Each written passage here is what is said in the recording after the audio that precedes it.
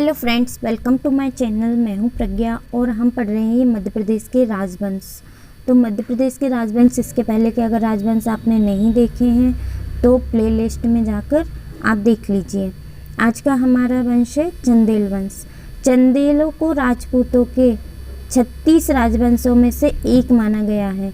मतलब राजपूतों के 36 राजवंश थे, उनमें से चंदेल एक है। चंदेल शासक आरंभ में प्रतिहारों के सामंत थे। ये पहले शासक नहीं थे। कौन थे? प्रतिहारों के यहाँ सामंत थे ये।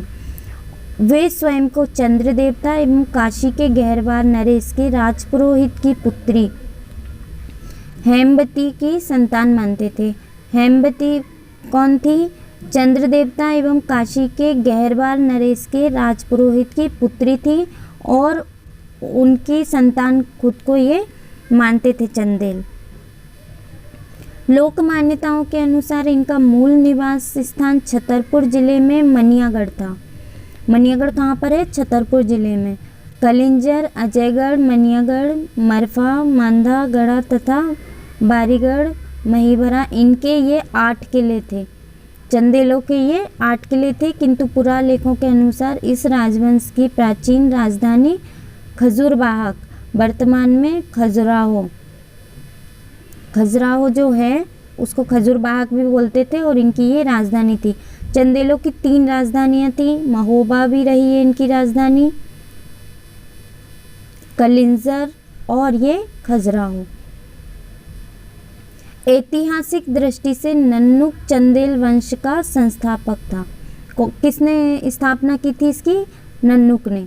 उसके बाद उसका पुत्र था बाकपति, ये राजा बना और अभिलेखों में उसे क्षितिपाल और गजानंद सुंदर श्रीमान कहा गया है। कुछ जो अभिलेख मिले हैं उसमें बाकपति को ये नाम दिए गए हैं, क्षितिपाल, जनानंद और सुंदर श्रीमान।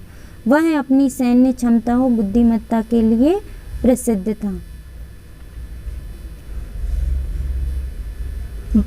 बागपति ने अपना राज्य विंध्याचल पर्वत तक फैला लिया था और इस पर्वत को इसका आनंद धाम कहा गया था। किसको?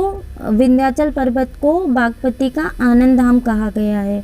बागपति का पुत्र जयशक्ति या जयजाज या जेजा हुआ, जिसके नाम पर चंदेलों का प्रदेश जेजा भुक्ति कहलाया। बागपति का पुत्र कौन था? जयशक्ति, या इसको जेजाज भी बोलते हैं और इसी के नाम पर जेजाज, चंदेलों का जो प्रदेश है जेजाज भुक्ति कहलाया ये। जयशक्ति के बाद उसका भाई विजय शक्ति या बिज्जक, इसका नाम विजय शक्ति या बिज्जक भी था। ये गद्दी पर बैठा और विजय शक्ति ने आसपास के कुछ क्षेत्रों को जीतकर चंदेल साम्राज्य का विस्तार कर लिया। उसके पश्चात उसका पुत्र राहिल गद्दी पर बैठा, जिसने महोबा को जीत लिया। राहिल के बाद उसका पुत्र हर्ष खजुराहो का शासक बना। इस वक्त से चंदेलों की गणना उत्तरी भारत के शक्तिशाली राजवंशों में की जाने लगी। किसके टाइम से? ये हर्ष जब राजगद्दी पर बैठा उस टाइम से। हर्ष का पुत्र था यशोवर्मन या लक्ष्यवर्मन। सिंहासन, यशोवर्मन का नाम लक्ष्यवर्मन भी था। ये सिंहासन पर बैठा और खजुराहो के जो शिलालेख हैं इसमें यशोवर्मन के हिमालय से लेकर मालवा तक और कश्मीर से बंगाल तक फैले अनेक विजय अभियानों की प्रशंसा की गई है। किसकी? यशोवर्मन की। इन पुरालेखों में उसके गौंड, कौशल, कश्मीर, मिथिला, चेदी, गुर्जर प्रदेशों, कलिंजर किले पर विजय का वर्णन किया गया है। जहाँ जहाँ उसने विजय प्राप्त की वहाँ का ये वर्णन किया गया है। देवपाल से यशोवर्मन को विष्णु प्रतिमा प्राप्त हुई थी। इसकी स्थापना के लिए यशोवर्मन ने खजुराहो में भव्य मंदिर का निर्माण कराया। इसको ये प्रतिमा कहाँ से मिली थी? विष्णु प्रतिमा देवपाल से, और इसी के लिए उसने खजुराहो में भव्य मंदिरों का निर्माण कराया, जो आज चतुर्भुज मंदिर के नाम से प्रसिद्ध है। यशोवर्मन ने एक सुंदर तालाब का भी निर्माण करवाया था। अब यशोवर्मन का पुत्र एवं उत्तराधिकारी कौन था? धंग चंदेल। ये सर्वाधिक प्रतापी राजा था। धंग चंदेल कौन था? सर्वाधिक प्रतापी राजा सिद्ध हुआ। इसने पाल शासकों से बनारस छीन लिया था। उस टाइम पर बनारस किसके अधीन था? पाल शासकों के, और इसने उनसे ये छीन लिया था। आंध्र, कुंतल, कौशल के राजाओं से भी धंग ने युद्ध किया। खजुराहो के शिलालेख के अनुसार उसने कलिंजर तक एवं मालवा में भसवंत तक, वहाँ से कालिंदी नदी के तटों तक, कहाँ से कहाँ तक, चेदी राज्य की सीमाओं तक और गोप पर्वत तक का प्रदेश सरलता से जीत लिया था। किसने? ये धंग ने। राजा धंग ने हिंदू शाही शासक जयपाल को सुबुक्तगीन के विरुद्ध सहायता भेजी थी। सहायता किसको भेजी? जयपाल को। और किसके विरुद्ध? सुबुक्तगीन के विरुद्ध। फिर इसने क्या किया? धंग जब 100 साल का हो गया तब इसने क्या किया? समाधि ले ली थी, और धंग ने ललित कलाओं और विद्वानों को संरक्षण दिया तथा अपने शासनकाल में खजुराहो में अनेक मंदिरों का निर्माण कराया। अगला शासक आता है आपका गंड। गंड अपने पिता का उत्तराधिकारी बना। गंड भी चंदेल वंश का योग्य शासक सिद्ध हुआ। गंड ने आनंदपाल शाही को महमूद गजनबी के विरुद्ध सहायता प्रदान की थी। उसके काल में कन्नौज का राजपाल महमूद गजनबी के आक्रमण के विरुद्ध भाग खड़ा हुआ था।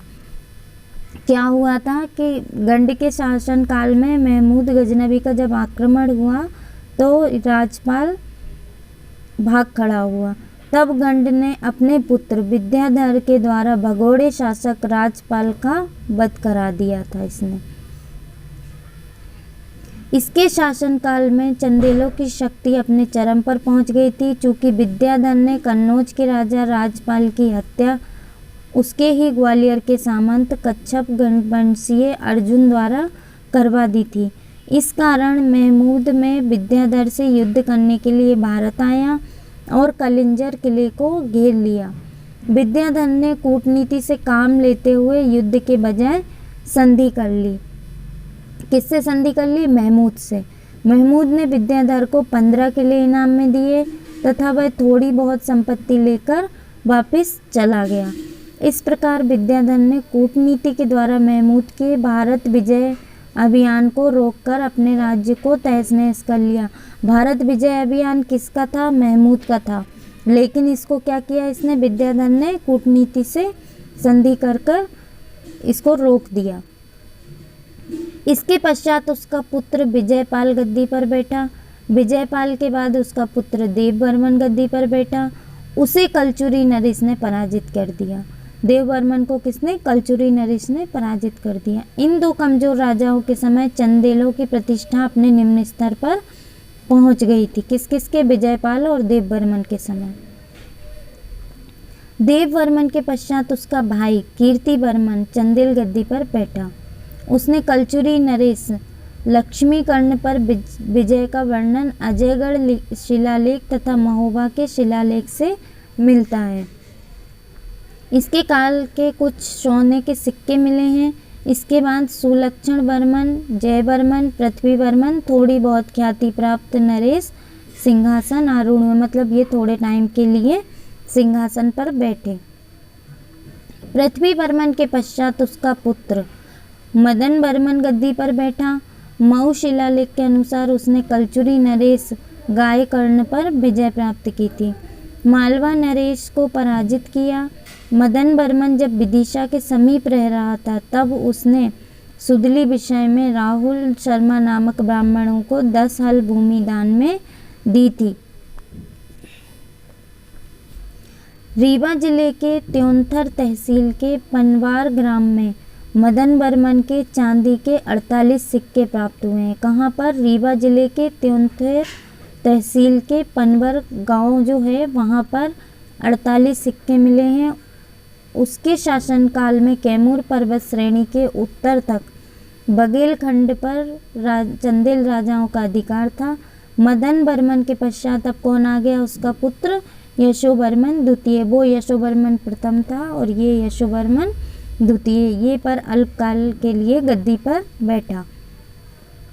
इसके पश्चात उसका पुत्र परमार्दी देव गद्दी पर बैठा। परमार्दी देव सिर्फ 5 साल का था जब गद्दी पर बैठा ये, और इसने 35 वर्ष राज किया। परमार्दी देव को परमाल भी बोलते हैं कि सेनापति भाइयों आला उदल जो अभी मैहर में जिनका आला उदल ये गाया जाता है, इस युद्ध में अत्यधिक शौर्य का प्रदर्शन किया, परंतु विजय पृथ्वीराज चौहान की हुई।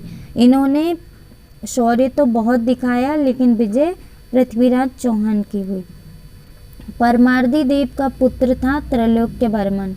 अपने साम्राज्य का नष्ट हो चुका था इनका साम्राज्य, उसका भाग्य पुनः संवारने में सफल हुआ। कौन? त्रैलोक्य वर्मन। त्रैलोक्य वर्मन का पुत्र था वीर वर्मन, उसका उत्तराधिकारी हुआ। वीर वर्मन के एक अधिकारी मलैया ने ग्वालियर के हरिराज, नरवर के गोपाल तथा मथुरा के शासक को पराजित किया। अब वीर वर्मन का उत्तराधिकारी कौन था? भोग वर्मन था, जिसने अजयगढ़ के समीपस्थ क्षेत्रों पर राज किया। चंदेल वंश का अंतिम ज्ञात शासक हम्मीर वर्मन था। चरखारी शिलालेख में उसे कलिंजराधिपति कहा गया है। अजयगढ़ के सती शिलालेख से उसे शासक के रूप में बताया गया है। उसके पश्चात अलाउद्दीन खिलजी ने इस वंश के शासकों को प्रायः समाप्त कर दिया। जब ये वंश समाप्त हुआ तब किसने इस पर आक्रमण किया? अलाउद्दीन खिलजी ने। अब देखिए, अब इसकी वंशावली देखते हैं। प्रथम शासक नन्नुक जो संस्थापक था, उसके बाद बाक्यपति चंदेल आया। जयशक्ति और विजयशक्ति दोनों भाई थे। राहिल चंदेल, हर्ष चंदेल, यशोवर्मन, धंगदेव, गंडदेव, विद्याधर, विजयपाल देव वर्मन, कीर्तिसेन, सुलक्षण वर्मन है ये, जय वर्मन, पृथ्वी वर्मन, मदन वर्मन, यशोवर्मन द्वितीय, और फिर ये परमार्दी देव। तो ये चंदेल शासक थे। इसके बाद हम राष्ट्रकूट पढ़ेंगे तो आपका ये चंदेल वंश कंप्लीट होता है।